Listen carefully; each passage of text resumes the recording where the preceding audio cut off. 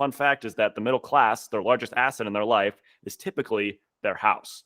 And so that's what creates the middle class is home ownership. Biggest thing that I see hold people back is a lack of knowledge. Like I said, there's usually three main areas that people need improvement in, whether it's credit or assets or income. Welcome to Jerome in Real Estate. I'm Jerome, your local realtor here in the Fountain and Colorado Springs area. Today, I have brought on Mr. Teylor Cline, who is a loan specialist here in the Colorado Springs area. And he's going to be talking to us, or we're going to have a good discussion here about first-time home buyers. So, Teylor, why don't you go ahead and introduce yourself? Hi, everybody. My name's Teylor Cline. It's great to meet all of you, even though you're really seeing me and I don't see you. But so, like I said, my name's Teylor Cline. I work for a company named Network Funding. I'm licensed here in Colorado and in Texas, and I personally am a Colorado native, and so I love being in Colorado. I plan on being in Colorado most of my life, if not my whole life, and so I love it here.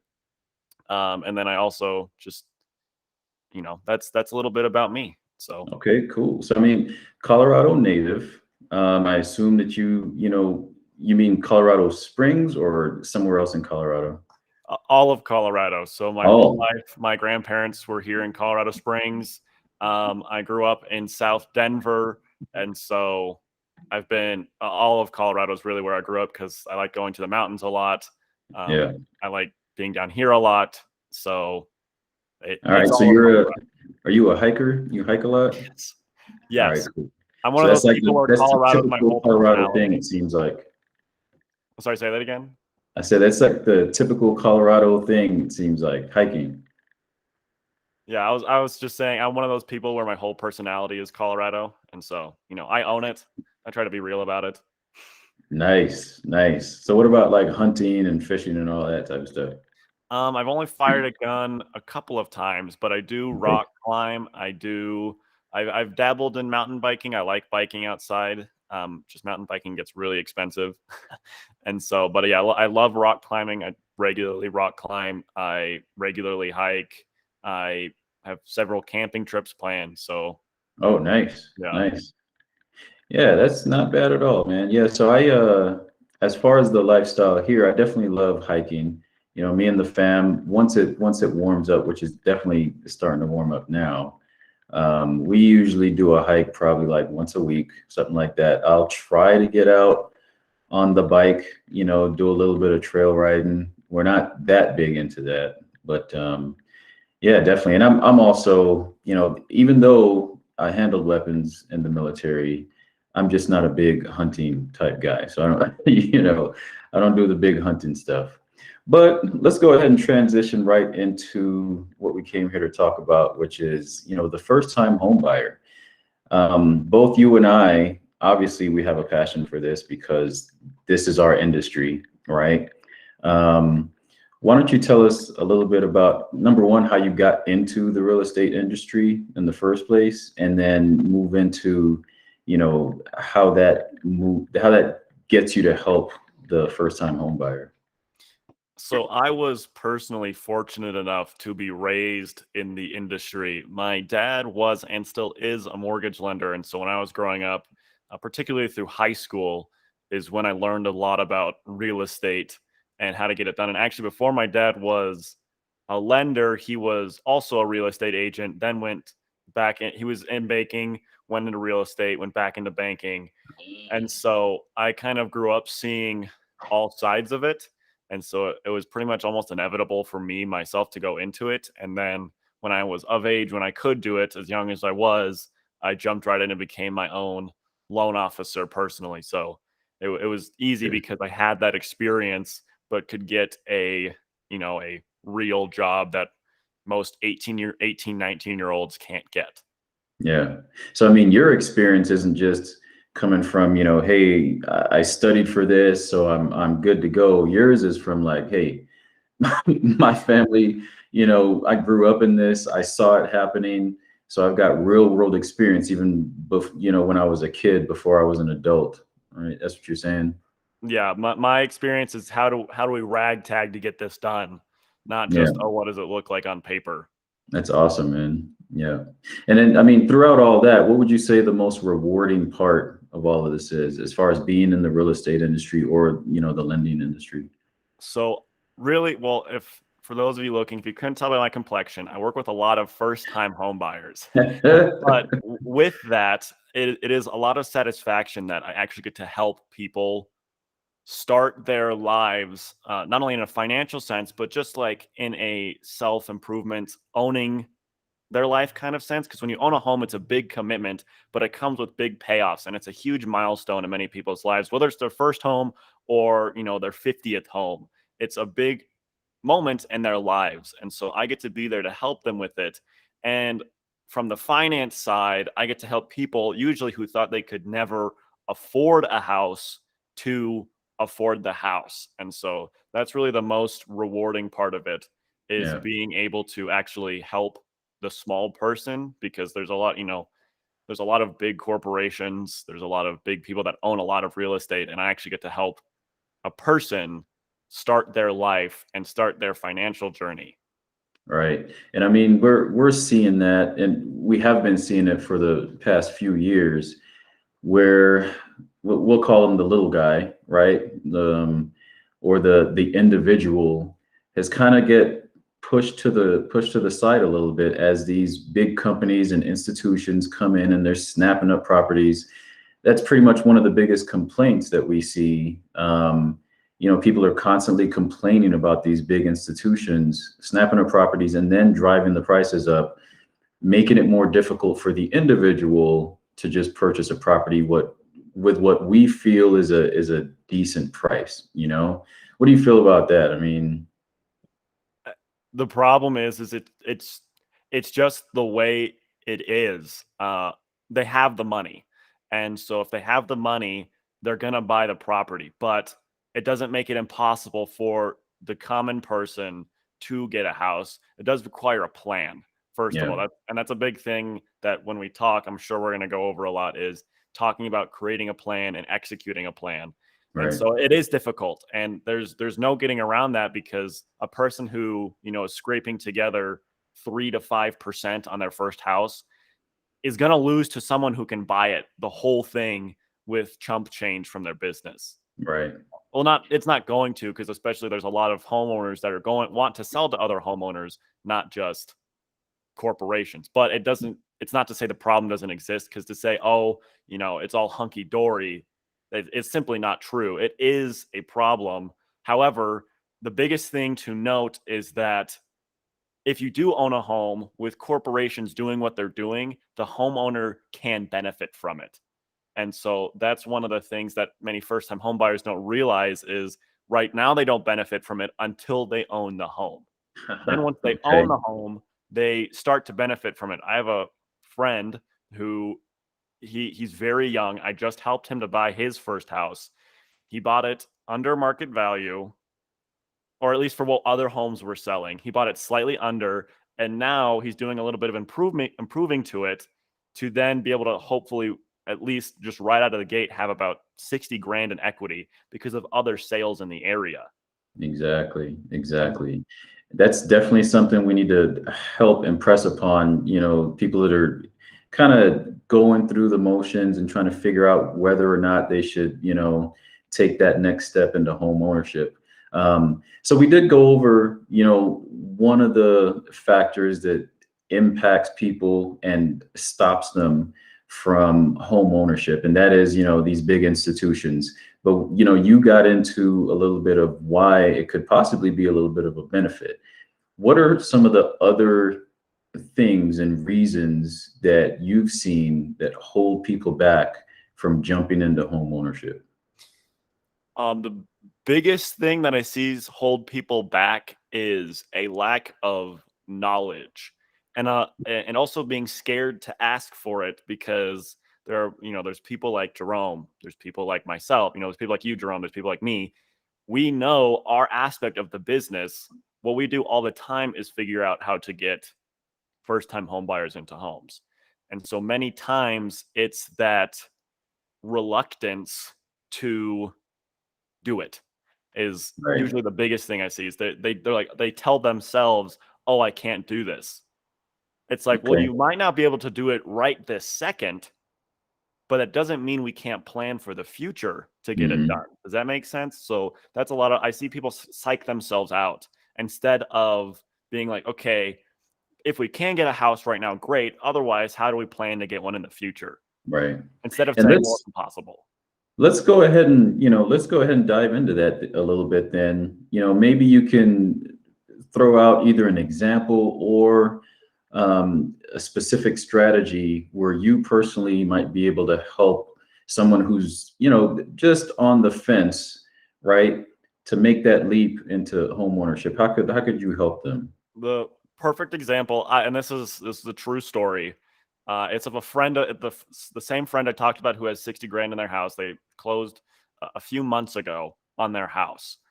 When I first started talking to him, he just wanted to meet with me because we were personal friends, and he just wanted to ask, what would it take to buy a house? He didn't think he could do it. He was planning on moving, planning on uprooting his whole life because he was like, oh, I don't know if I can live here in Colorado. The cost is high.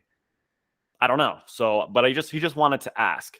And so I said to him, okay, well, here is exactly what you need to do to be able to get a house. Is that something you can do? And he said, well, I'll try. And so part of it was is he had to get like a full he was working in construction, and so usually he was 1099, so he had to get a job where he was fully salaried with making a certain amount that he could obviously afford a house and pay his other bills, right? So he had to get a job that was fully salary, be able to prove he was working that job, and then obviously have enough in the bank to close on his house. And so we planned out how to get him all of these things, and it did take us about 6 months to do. But Right. over the 6 months, he kept working at it. He kept calling back and saying, hey, should I do this? Hey, should I do this? Hey, should I do this? So on and so forth. And then 6 months later, he bought a house, and he was amazed he was able to. Nice. And so, but like we said, it comes with create, and everybody's different because, like with him, he didn't have credit problems.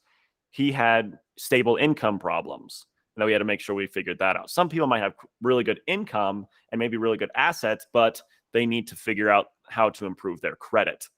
And Gotcha. so most of it is how do we take that, your income, your assets, your credit, and then structure out a plan to get you into a house either a couple months from now, uh, several months from now, like 6 months from now, a year from now, or several years from now. I've been Hmm. through planning phases all with all of them. And as long as the person does the work, they can still get the house, but it does require work. That's a big note, is that it's not easy. It is Yeah. work. It is a goal a person has to reach, and they have to want to reach it. That was a great example, Taylor. I definitely appreciate hearing that. And you did say something in there that I want to make sure that you clarify for everyone. So you said that your friend, he was working, he had 1099, right? And you basically wanted him to get a job where the income was a little bit more stable. Can you clarify what you meant by that? So with 1099 income, it's only usable if you have 2 years history of it, or there's a lot of other factors, but that's typically the case, and that was somewhat the case here, is that he didn't have enough history of this income to use it. And then with self-employed income as well, a lot of people like to take a lot of uh, credits towards their taxes because they don't want to pay as much in taxes. But in the eyes of the bank, every credit, that's to every deduction except for depletion, depreciation, and mileage, or big one-time expenses, then just counts as lost income. And it's an expense of the business is what it Right. is on paper. And so they then on paper don't actually make enough the money that they say they make. And so the reason why we then wanted to change them over to W-2 salaried income is because a salary is guaranteed income. And so in the eyes of a bank, when they're trying to give money, guaranteed income looks really good. Whereas when you don't have enough history and you take a lot of deductions, so your profit is really low, it's not quite as good as of a scenario. Now, someone who is self-employed can still get a house. That is 100% possible, but that is a different that's a different avenue because my friend was trying to get into a house as soon as possible. Right. Whereas a business owner might say, okay, well, I want to own my business. Let's say they need another year of income. Well, I'll just get another year of income and then I'll revisit this. Gotcha. And so that was the scenario is he wanted to get it as fast as possible. Whereas a business owner, it might take, a year or 2 years to then be like, okay, here's how you should structure your business, structure your deductions so that you can afford a house on your own. Does that make sense? Yeah, definitely, definitely. So that was a very, a more specific example of how you can help. So let's back it up. Let's get a little bit more broad, and let's talk about the steps to home ownership and what role someone like you as a loan specialist can play in those steps, right? So let's give it the full on breadth and explain to people who are thinking about taking that next step into home ownership about what they can do to get ready now. Sure. So I have those steps prepared here. So if I'm looking over to the side, I promise I'm still with you. But to go through the steps, the first step is to speak with a loan officer and do a loan application. The reason for this is because you want to know how much you currently and can afford in a house, and a loan officer is the person who knows how to get it. Because a loan officer, you have to think if someone needs to buy a house, unless they have the full money, they need to get a loan. And so they need to be able to strategize how they can get the money and how much of it they can afford. And so that's why the first step, and it also helps, realtors like yourself, Jerome, because then you have a buyer who's ready to buy so that you can do your job. So that's why the first step is to speak with a loan officer and do what's known as a loan application. Because a loan application allows the lender to see the full financial scenario so that they can truly understand, okay, how can we get this person a house? Because speaking with a lender and not doing a loan application is, it's great, but it doesn't actually give a person the answers they may be looking for because the lender doesn't actually know what the person's finances are. It's all just hearsay until Right. they can prove it. And so that's a really important for step one. Step two is to make sure that you can get the necessary documents so that you can then support the loan application so that everything you just said with the lender then is supported so that when you go to speak with the real estate agent, you know that your finances are in order. That's typically what's best for a person. And then so step three is to make sure you can I typically like people to get pre-approved, at least pre-qualified, so that they can make sure that their finances are looking in order so that people can know, okay, here's how much I can afford in a house and we're ready to go get one. Then the fourth step, this is up to step four. This is when the real estate agent comes in. And so that's when the person starts to be able to look at a home with their real estate agent because their finances are ready and now they can look at the homes. And now this is typically, one of the biggest chunks of time, even though it's right in the middle. But it is, that's why the steps are necessary is so that they know that this section, once the house comes along, it can be snatched up. And then so with this, then it's okay. Then you find the house of your dreams and you go under contract. And then at that point, you then get everything in order to do inspections and meet with additional team members like title or inspectors or appraisers or anyone else who may be involved, depending on where you live, like a surveyor or a pest inspector or whatever it may happen to be. And then that's the next step. And then the step seven is to be able to finalize the loan and home details. So anything else that may need ironing out. And then step eight is closing and finally home ownership. And so those are Right. typically the 8 steps that each take. They all have variable amounts of time they take, but they're all important milestones in the home buying process. So then to answer your second question of what the lender actually does in the home buying process, as we talked about the first half of the steps have to do with the loan because a person needs to know how they can afford a house. And so the biggest thing I like to say about the use of a loan officer is, okay, if you don't have the $100,000 to put down on a house, let's say you did. Let's say you needed several $100,000 so you could buy a house cash, but someone wants you to loan that money to them. What would it take for you to be convinced to loan that person money? What would you say, Jerome? That is a really nice way of putting on it. And yeah, the way that I would be convinced that someone is capable of paying me back is, them showing all the evidence of prior history, right? That they can make good on loans that they've done before. 100%. Exactly. And so then what the loan officer's job is we know those people who have that money. And we obviously then know the clients. So our job, I like to say, is we're the bridge between the clients and the people with the money. And so truly, and this is just on paper, a loan officer, what they do is they take loan applications to see if a person can qualify for a loan. That's on the surface what a loan officer does. A quality loan officer knows how to negotiate to get the buyer the money from the lender, how to get the money from the people with it to then, okay, here's how we can negotiate with them to get it to the buyer. That's truly what a loan officer, when they're really helping the client, is what they're doing. Right. Because anyone can take an application. How can a loan officer help the client? And What that's a really what great way I of believe putting it it. is. I don't think I've ever heard that way of putting it before. And that's actually, yeah, spot on. It's spot on. Okay, so let's say Joe Schmo comes to you, and you're looking through their financials. They've gotten all the documents to you. You've had a chance to review it, and you see some alarm bells going off. You know that Joe Schmo is not ready financially. What can you do at this point? So there's two things that have to happen. Number one is we have to comply with the law.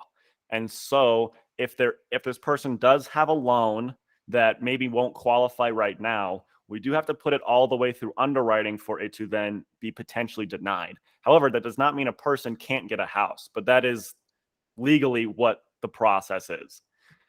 Then would be a discussion of, okay, how can we get you to a position where we know we can potentially get you a house? And so then the conversation is, okay, how do we improve X, Y, or Z thing? And so like I said, there's usually three main areas that people need improvement in, whether it's credit or assets or income. Usually it can be a combination of the three or one of the three or whatever. When a person needs help, those are the areas. And so then it's taking that area and then figuring out how we can improve it. So if it's income, maybe a person can get bonus income and they need a little bit more history of receiving the income to use it to buy a house, or overtime income or whatever. That's something that can happen with income. Or maybe there's credit. And then what we can do is, when we've pulled the credit, we can ask the credit bureaus what we can do to improve their credit. That's something can happen with credit. Or with assets.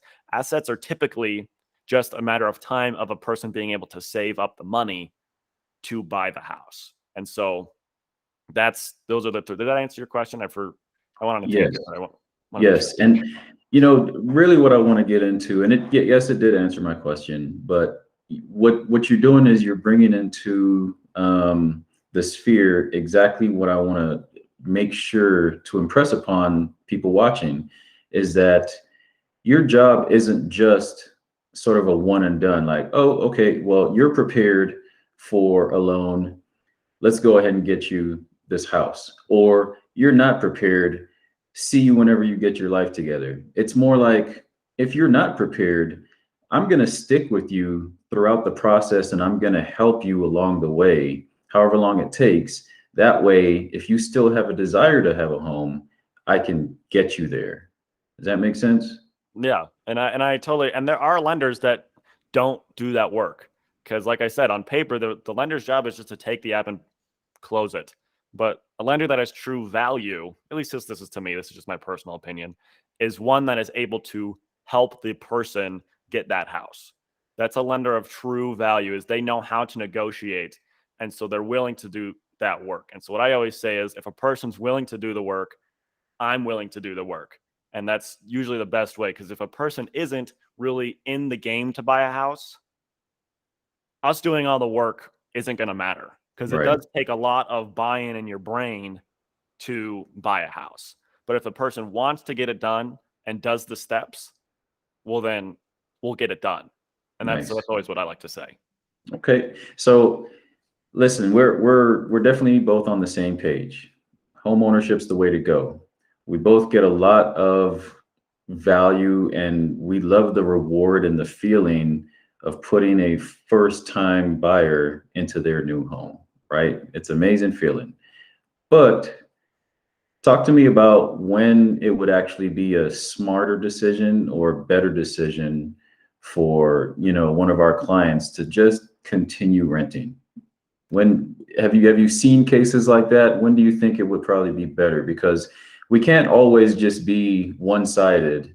There are millions of people who rent, right? Some of them got to be right. So when are the good times to just continue renting? The biggest, I would say, when it's the best time for someone to continue renting is when they can't get their finances, if they're not responsible with their finances. And so it might be just part of their growth process, part of them learning as a person. But if they don't have their finances in order, owning a house is not going to help them.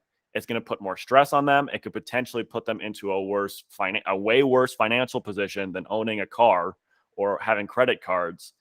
And so that's the biggest one I'd say is if a person can't have their finances be organized, it's not the time for them to buy a house. Doesn't mean they can never buy a house, but that's something they would really have to work on is being able to have everything in order because a house is not going to help.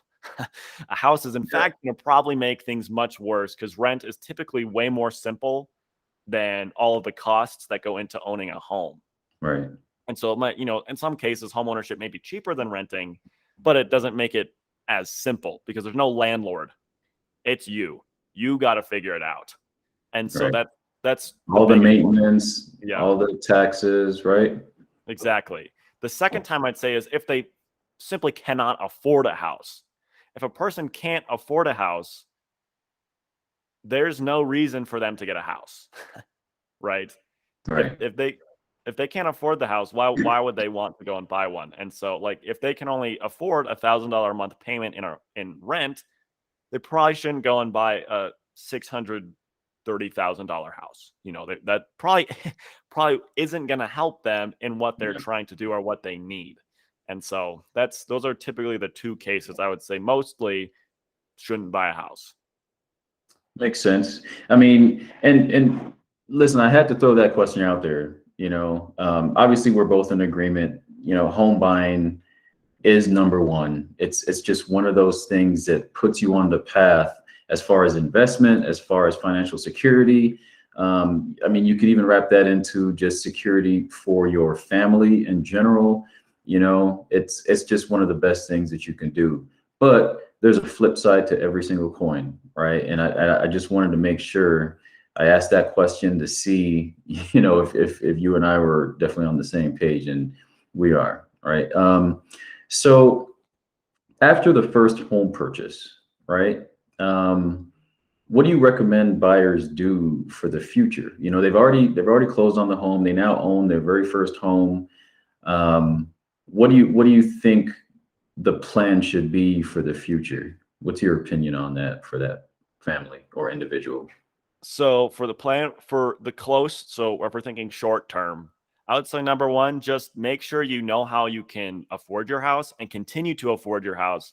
You don't want to be able to afford your house at closing and not be able to afford it right after closing. That doesn't typically Yeah. help. So that's my biggest suggestion. Number two is just enjoy the house because you've done the work, enjoy the fruits of one's labor. And this is in the short term, like I said, Mm, enjoy that you did the work to get a house and you did a great job getting there. What I would then recommend is let's say someone it's not they bought their first house, but it's not their forever home. That's great. You want to either, I would say, you then want to see if you can then turn it into something that would be good, really good to sell or really good to rent. I always recommend rentals because rentals give you passive income every month. But if a person needs a large wad of cash, then selling their house is obviously another good way, and having a updated house would then help them to get the most amount of money possible. And so that's just a good way to manage the investment. Then let's say someone does get something like a rental, then they can use that rental and make money from it. And then with Right. that money, they can then become the person who's able to have a bunch of rentals and not have to work as hard. And so it puts them in that position if, they want themselves to be in that position. And so that's what if we're looking at a long-term financial look, that's what I would then say is how can you prepare your finances to, if this isn't your forever home, buy another house and then use that as a rental, or buy a smaller house. Maybe it is your forever home, buy a smaller house that is a rental. So you can Right. then start making income from real estate. Because obviously, the reason why a bunch of corporations buy up real estate, because there's money to be made. And so if an individual can do that, they can then start to make that money. For those people we talked about, that it might not be the best time for them to buy because of their extenuating circumstances, they have to rent. Right. And I'm glad you brought up those 2 points. I mean, the first one is that for the majority of people out there, that first home purchase, that's not their forever home. Let's just be real. Who's buying their first home, and thinking to themselves, okay, well, this is where I'm going to be for, the rest of my life, right? As your family grows, if that's what you want as a family, well, this 2 bedroom, 1 bath is just going to be it. That's probably not how it's going to work out, right? So I'm glad you brought that up. So people have to go into the home purchase knowing that already, that this is probably not my forever home, and then that the next interesting point you made was obviously investment. You can, whether you know it or not, when you buy your first home, it is an investment, right? And a lot of people don't really think of it like that. When you brought it up that, well, it could be used as a rental later on, and you could actually turn that into a domino effect, and you could have quite a few rentals, right? That's when most people think, oh yeah, it's an investment. But if you think about it from the very first time that you do it as an investment, then it makes it much easier to understand what these institutions are doing, and how the institutions are not, they shouldn't be demonized for, snapping up all the properties. They should probably more along the lines of be emulated, and that's what you were talking about. You can do it on an individual scale, right? Yeah, and well, just going a little bit more into the investing side of what you're talking about, you're 100% right. If a home buyer wants to maximize, if they want to look at their house as an investment from the get-go, they can then start knowing, like you said, how they can make money. And so, because a lot of the biggest concept with owning a home is equity, like we've talked about. And if equity is what is the value of a person's home compared to the value of their home, or sorry, the value of their home compared to their mortgage. And so over time, as property values increase, as we've obviously seen, or I should say this way, increase as we've obviously seen over time, that's money that person, if they ever sell or refinance, they can then, or it's just the value of their home and they can charge more for rent. It's the realized value. But then as Right. that happens, the loan value decreases, the amount of loan they're paying on it every month.